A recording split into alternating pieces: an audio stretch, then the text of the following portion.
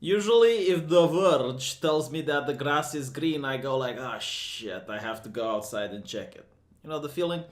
But this time I was shocked. Shocked, I tell you. I went like when I got this article because it's actually a good article coming from The Verge of all places, written by Julia Alexander. Julia Alexander, you did a good job. Um, they talk about the golden age of YouTube, and in this article they go through the history of YouTube. They go from the beginning all the way till the present. And as a person who has a YouTube career, I can tell you that indeed is true. So they talk about how in the beginning, the website before it was being bought by Google had a lot of piracy content on it. I do remember that age. Like you would want to have an AMV, right, an anime music video, and you would work on it for hours, and then you'd upload it. But because there were like those 10 seconds of a song that you would use, the video would have been unable to upload because of copyright strike shit. And then Google bought YouTube, and they decided to find a way in order to promote actual in-house content, to promote the creators, so that the focus of the platform is not on piracy, but it's actually on things that the people create. And it was good. It was good. They started incentivizing people to make videos by giving them the ability to monetize. At first, it was very few YouTubers who had this, but some people would say that's a bad thing. Other people disagree. But anyway, like it brought a lot of production that you would normally not see from independent content creators on the internet. It gave rise to a lot of popular YouTube channels. For example, epic rap battles. Like that is something that a lot of people have different opinions on. But ignore their content for a second. Like the sheer amount of human effort in order to make one of those epic rap battles, if you look at behind the scene things, is astonishing. There's a lot of costumes in place. There's a lot of editing and cameras and script writers and like none of this would be possible if YouTube wouldn't allow the guys to make some money out of it. And for a while, it actually became more and more popular until Google decided to try to bring some Hollywood actors and some, like more established creators on the website. And it failed. Turns out it failed. People actually wanted to see the independent content creators. They didn't want to see Hollywood. They didn't want to see any of the same faces that they're used to. So YouTube decided to continue supporting the content creators. Now, they came up with a very interesting system. Basically, videos would now be promoted not on views, but on time watched. Because at the time, there were a lot of people that would have some clickbait shit. I remember like they would have like a very sexy thumbnail or something like that to make sure that people just click on the video. And that's how they got their videos being pushed into the algorithm and get their videos promoted. So YouTube said that no, now it's on watch time, right? If it's a good video, people are going to watch it. And it's then when channels started putting a lot of effort into making a video. People realized that it's a lot better to work on a video for 1, 2, maybe 3 weeks. And as long as it's a good video, as long as it's something with high production quality that keeps people glued to the screen, that's better than just making one video a day. And back then, it was also, if you would subscribe to someone, you'd actually get notifications from them. Like you'd get a notification from every single video that they would upload, basically. You even had like I don't know if people remember this, man. It's not that long ago, but it feels like forever. You had like this actual page on YouTube with subscriptions, and you'd see like the people you're subscribed having like an entire page with their videos. That list doesn't exist anymore, but yeah, back then it was a thing. So spamming videos, just making short, clickbait shit didn't work. Like the algorithm would punish you for it. It was more encouraged to have like some quality, to have like this big work on that one video that you publish and a lot of people watch. That was being rewarded. Now things changed, I believe, when PewDiePie said the hard R. That the people didn't like that. Well, the press really didn't like that, but like PewDiePie's fans didn't give a shit. It's like, oh my god, he said the hard R word. But it was also that, and the thing with I believe like Mr. Paul, right? With the hanging forest. He made the video in the Japanese forest with the hangman, which was, in my opinion, obviously faked. Like the people there were laughing when they were making that. Like it came off as fake, you know. And the idea of YouTube fake pranks is not something new. Like, it's something so common on YouTube. To me, it seems like he wanted some sensationalism, so he just paid the guy to, you know, just hang himself. And it wasn't even hang, like his feet were touching the ground if you looked at the video. But, you know, it created like all this massive controversy and people were freaking out. So the mainstream media got the advertisers to pull out from YouTube. And if you look at it, it kind of makes sense. Like, the mainstream media is losing ratings because YouTubers are competing with them, and more people now watch a YouTube video rather than read a mainstream media article. So the mainstream media is basically attacking their competition, right? The advertisers, they know they need YouTube because it's a two-way street. Like, a lot of people treat the advertisers as if it's, you know, from the kindness of their heart that they grace YouTube with the presence. Like, no, YouTube gives them eyeballs, okay? Like, no other place on the internet can give you as many eyeballs as YouTube can. So the advertiser know this, and they're like, okay, if we pull out, then we can negotiate with YouTube so that when we come back, we get better ad rates. This is what it's all about, you know? So everyone benefits.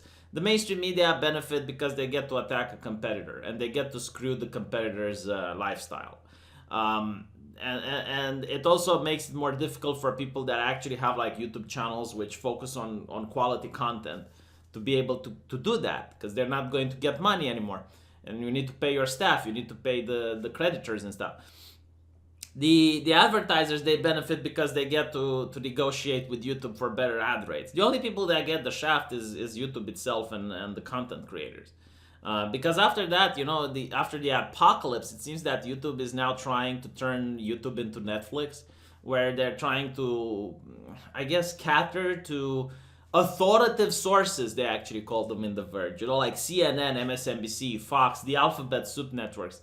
They're being, you know, promoted heavily in the algorithm. I remember there was like this video exposing YouTube's hypocrisy, where, for example, you're not allowed to talk about tragedies on YouTube and have your videos monetized. They get demonetized. If you talk about a terrorist attack, if you talk about something controversial, immediately it gets demonetized.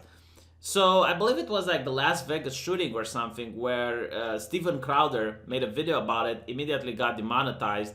But Comedy Central, you know, Comedy Central talks about the comedy of, I guess, the Las Vegas shooting. They had one of their late night comedians, I don't know his name, but his video was monetized. And someone did an experiment, like they actually mirrored that video, like they copied the video from Comedy Central, every second of it, and uploaded it on their channel, boom, demonetized instantly. So, you know, like you see that YouTube is trying to promote other companies. They're trying to promote other businesses in order to... So with that said, the algorithm has changed now. It's not promoting videos that are long and they have good quality.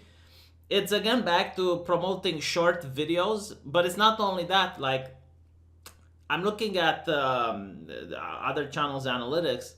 It's not just short videos that get promoted. It's making a lot of videos a day, right? Like, if you work like the Quartering, for example, he makes 3 or 4 videos. Tim Pool, 6 or 7 videos. That's what you need to do, because now people who are subscribed to you don't really get bombarded with your notifications. Most of the time, YouTube doesn't even notify them. So if you upload like 6 or 7 videos, the chances of a subscriber getting notified is now higher. And when someone gets notified, it's like, oh, this guy uploaded the video, I like his channel. And they will look and say, oh, I missed 3 videos that he uploaded previously, let me check it out. You know, like that's literally what it is right now, to be a YouTuber. If you want to be successful, making long, good quality videos might not be the solution. You need to make just a lot of videos, just shotgun it, 4 to 5, you know. Maybe, you know, some people don't like it, but it works. Like, you look at the graphs, you look at the analytics, it's what it works. So, you know, like, people are just going with the flow right now. In a way, its advantages, it's advantageous for people like me because this is what I do. You know, it's very simple for me to just boom, turn on the camera, talk about some shit. But for content creators that have to edit, that they have to make animations or stuff like that, it's really not that great. I'm also experiencing with the Premiere feature. You know, I noticed a lot of you guys are not happy. Other people are happy.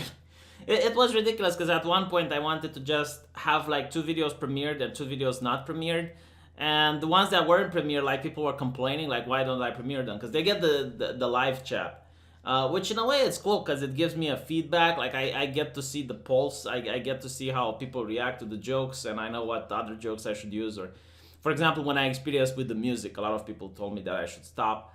I do listen to feedback, right? So it's also, you know, the monetization thing. Like you have to understand most of the videos get demonetized. Like if I talk about any sort of controversy or anything like that, then it immediately like gets blocked by the AI bot. So doing this in a way, you know, if I make like $20 a day with these videos, I'm really happy. Like if I get $20 in super chats, I'm extremely happy because you know, YouTube takes a big chunk out of it. I don't know, I think they take like 20% out of super chats. Then the taxes take like half of that. The banks take their cuts. I'm not getting really that much. So, you know, like it's just like a small thing that I'm managing to get every day, and hopefully it adds up so I can pay the bills. And you know, if it bothers you that much, I'll try to find an alternative. I'll try to find a different solution. I still want to make some money out of it. I'm not greedy, you know, I don't want to make a lot of money, but at the same time, I do need to keep the bills running. So, you know, I apologize if the premiere chat is upsetting you that much, but I don't premiere them like days in advance or something. This is just something that I experience with. Jesus, I even feel bad about doing it. Seriously, I feel bad. But it is what it is. Another thing is the live streams, right? Like a lot of people are live streaming now. Because again, like that's a way to deal with the fact that the videos aren't monetized. So that's another thing. Like in a way, it's nice because you get to see a lot of live streams that you wouldn't see before. There's a lot of shows that grew up and they have big audiences, which is why the Wall Street Journal is now attacking live streams and super chats, right? Because they just don't want people to make money, so that the reason they have is like, okay, if people don't make money on the internet, then they have to actually get a 8-hour 10-hour job, so they're not going to make videos, which means they're not going to compete with us. But they're ridiculous because they're trying to basically fight against progress. It's not going to work. You know, even if people just don't make money on the internet, they will always find other ways. First of all, like selling T-shirts, selling mugs, you know, like other ways of making cash exist. And they're still going to make videos and compete with the mainstream media. It's just that the mainstream media doesn't realize that printing paper is dead.